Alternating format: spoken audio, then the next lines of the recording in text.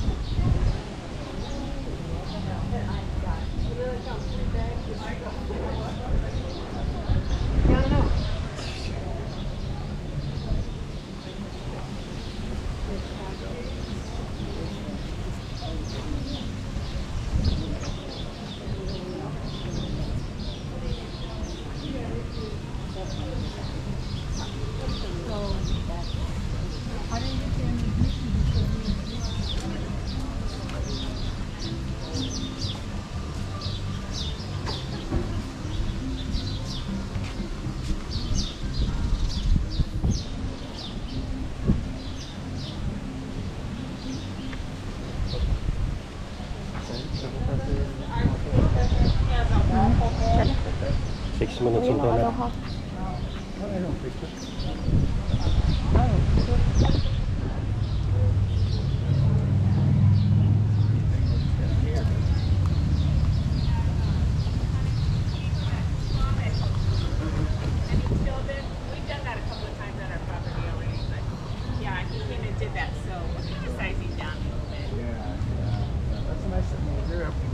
Doing something right.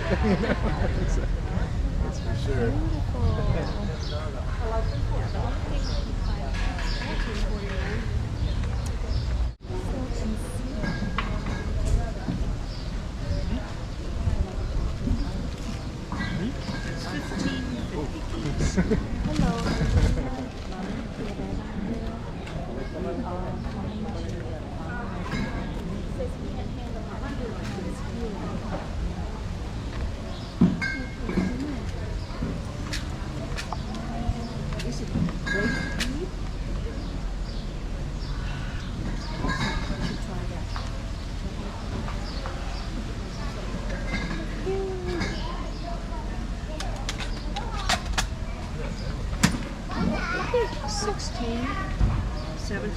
Chocolate.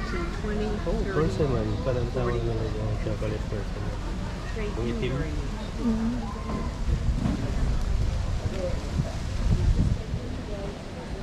So, meron silang ganap dito.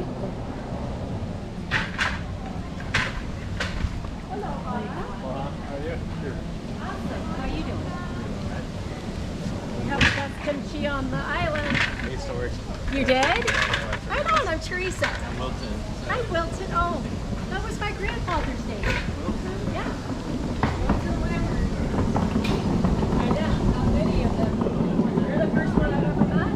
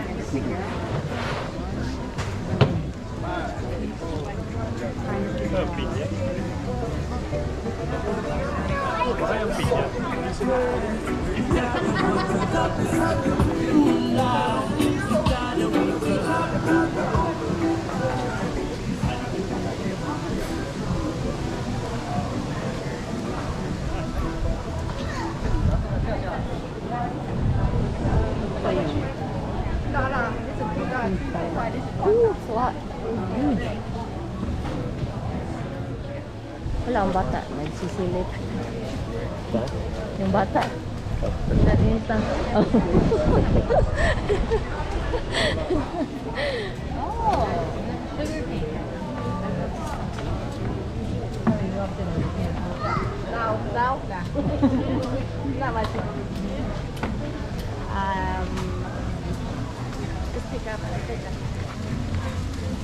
More tomato and maybe lime. They have a lot of good stuff here. A lot of fresh produce. Bibili ng meat. Some fermented stuff there as well. There's one spot. Nuts, macadamia nuts. Pineapple station they have. They actually like all in line. See the line? Wow. So I'm guessing this spot right here, the sugar loaf pineapple. Maybe it's really something that's really good. Kasi talagang pinagpipilahan. Iba yung lasa. Now I know. Now I know. Ang sarap. Lasa, no?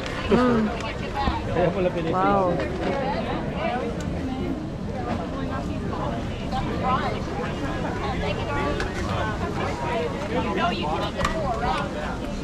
Wow.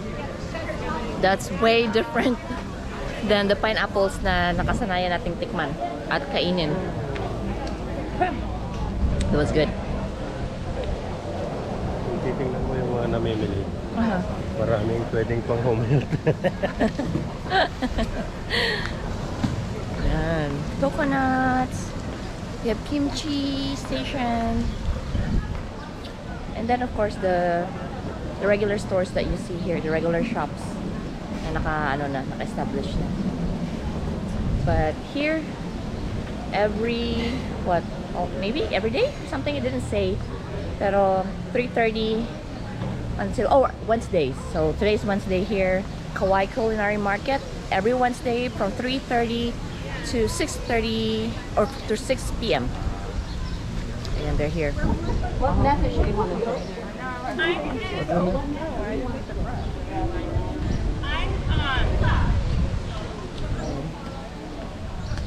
Again, Kauai. Yeah. Kauai Culinary Market. Every Wednesday from 3:30 to 6 p.m. Come over here. And they have a lot of local products, local produce, fresh produce. And kahit pag sightseeing ka lang, you can see a lot of good stuff here. So yun. Let's go.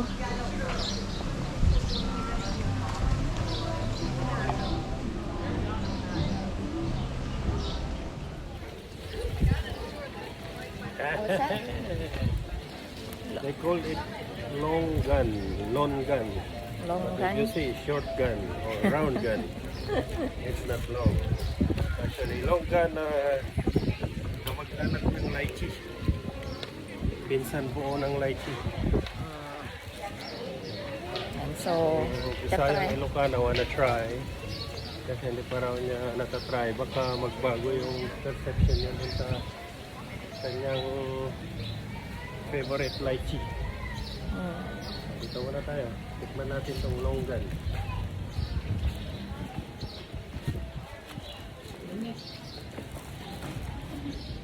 Isayin mo lang siya na ganyan.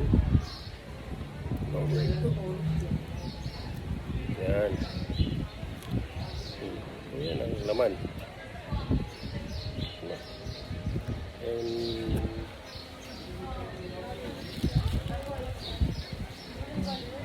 may similarity sila. May buto din eh.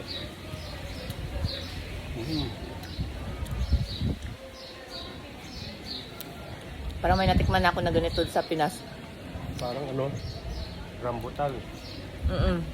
Pero nakukuha Something else. Hindi ko it's very sweet. Parang siyang rambutan din yung texture niya pag hinog. Pero the taste familiar.